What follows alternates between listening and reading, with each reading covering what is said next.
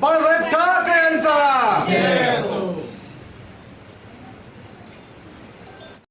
नारी शक्ती काय बोलले होते तेव्हा,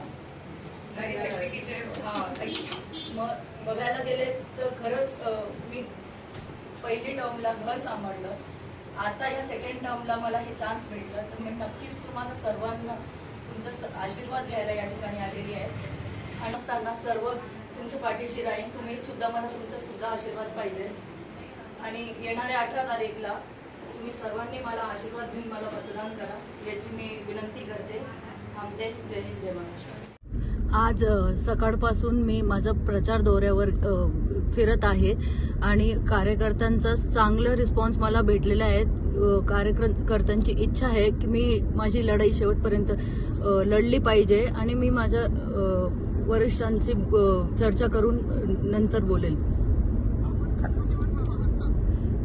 पुन्हा विचारा, आपण निवडणुकीवर ठाम आहात का ताई? हो, मी माझ्या निवडणुकीवर शेवटपर्यंत ठाम राहणार।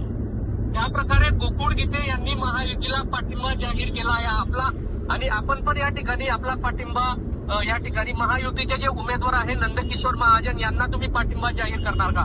गीते दादांनी 4 दिवस घेतले पाठिंबा द्यायला, मला निदान 4 तास बी भेटत नाहीयेत। मी नक्कीच माझा प्रतिसाद नंतर तुम्हाला कळवणार।